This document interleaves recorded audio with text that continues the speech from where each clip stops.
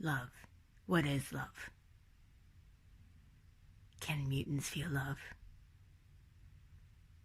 I don't know. We'll see. Hi everyone, welcome back to my channel, Storytelling with Ev. Today we're going to be talking about The Sword of Destiny, the second book of short stories from the author Andrzej Sapkowski.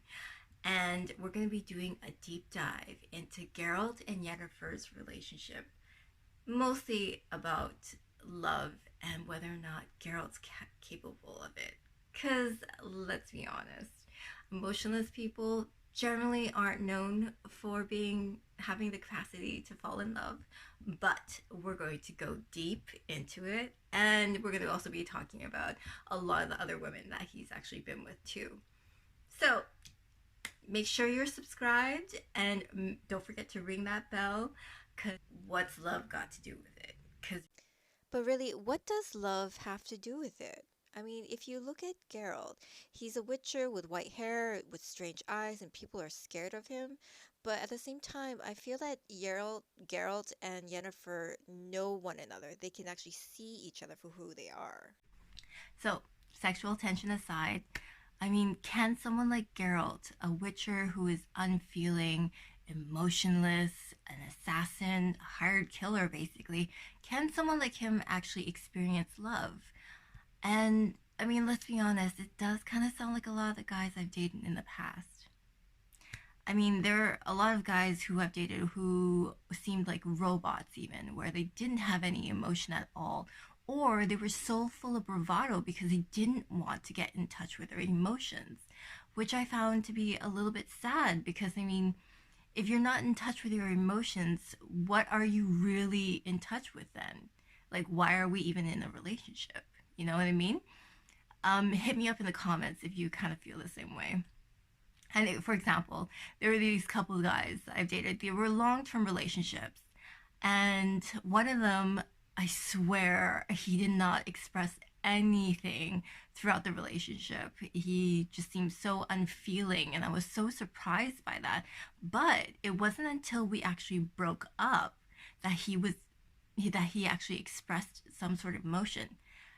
He cried, and a lot of people would say like, oh well, I mean, like that's such a wussy way of like handling it. But at the same time, it gave me such reassurance that like he actually did feel something for me. He did love me, to be so saddened by the fact that we were breaking up.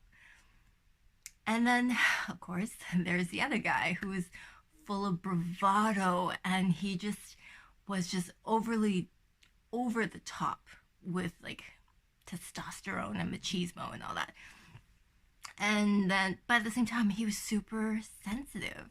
So if I were to do anything or say anything that he didn't like, it just became this we would get into these monumental fights about things that he didn't like. So, I mean, it'd be nice to have somewhere in the middle. You know what I mean? But anyway, back to Geralt. So he has such strong feelings for Yennefer, but he's unable to express it. I mean, spoiler alert, something does happen in the time of contempt, so something to look forward to. But I mean, witchers are known for being these like emotionless killers. They're like, they have to be these like emotionless assassins because they have to kill things, they have to kill monsters, they're hired to kill people sometimes. And if I were to hire someone, they would definitely have to be emotionless. I feel I wouldn't want that part of them to get involved, to like really either overthink things, you know what I mean? I, like, I have never asked anyone to kill anything, so that's just another thing, of course. Anyway, but Geralt is constantly comparing any woman that he's been with, like other women that he's been with, to Yennefer. He compares them through their scent, even, which I think is such a great way in writing to actually bring the reader in. And Yennefer has a very distinct scent. So she is all about lilacs and gooseberries. And every time that Geralt is with someone else, he compares that scent. He compares that idea of like being with someone else, and yet he's yearning to be with the lilac and gooseberry scent. So, can you actually call that love? Or is it just mostly lust and sexual tension, right? I mean, there was this one time when I was walking by someone and they had the same exact scent my ex wore. And I swear it stopped me short. And I almost followed this person back to their car because I was just so pulled in, so entranced by it all. And it just brought back a flood of memories. I mean, has that ever happened to anyone else? Let me know in the comments. And again, what is love then? You know, I mean, is it that warm, cozy feeling you get around certain people and or people that you feel completely at home with?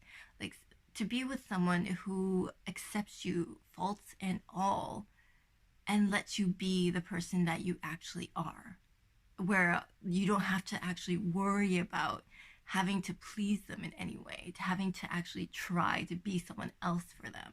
You can just be yourself. And I mean, and a lot of times, by that definition, that's the kind of relationship that Yennefer and Geralt have. I mean, Yennefer can actually read thoughts. She's a powerful sorceress. She can read thoughts, so she can see past Geralt's gruff exterior, the fact that he is this emotionless mutant being. And Geralt, in the book The Last Wish, he was able to see into her eyes and really understand who she was before she became the person she is today. She worked hard to become the person she is today. And he still accepted her. I mean, she was a hunchback before, and he still didn't care. I mean, it doesn't matter, right? And if you know each other's faults, if you can be fully vulnerable with one another and actually accept the faults of the other person, then is that considered love? I mean, I personally don't have the answer. I've been in love before and it's blown up in my face and it's basically been a lot of lessons for me because I in the past would always try to make the other person into the idealized version that I had in my head, that I believe that was the partner that I was meant to be with. But that's not what love is. That's just control. So it's just my past relationships were very similar to Geralt and Yennefer's. And it's something that I had to learn to stop doing, to basically let the people I was with be who they are and just not try to make them into this idea that they have to be someone else. I just have to accept them. And what that mirrors is really that I have to just accept myself for who I am instead of trying to be someone else, instead of trying to act a certain way to get other people to accept me. So I just have to accept myself in order to be in a loving relationship. So let's go over some of the people that Geralt seems to have a relationship with. There's, of course, Yennefer, powerful sorceress who sees him for who he truly is. Triss Merigold, who he really can't stand to be around, yet he was with her for a few nights. And then, of course, Little Eye, who he met, and people said they had the best chemistry ever. So I guess all I want to say is that no matter what orientation you are, no matter if you're just a mutant, if you feel like a mutant and you feel that you're emotionless, that you're unable to actually experience any feelings towards love or what love is, believe me, I still need to figure it out too. Um, it's just basically everyone should be accepted Everyone should be allowed to feel love in any way, any shape or form. It could be in a monogamous relationship, it could be a polyamorous relationship. It doesn't matter.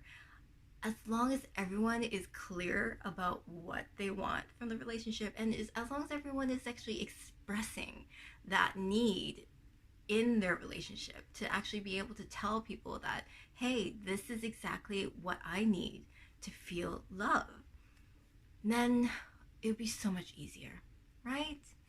Let me know in the comments if that's how you feel as well. Thank you so much for watching, and make sure you're subscribed and ring that bell so you'll be notified whenever I upload new videos about books and the lessons that and messages that we can learn.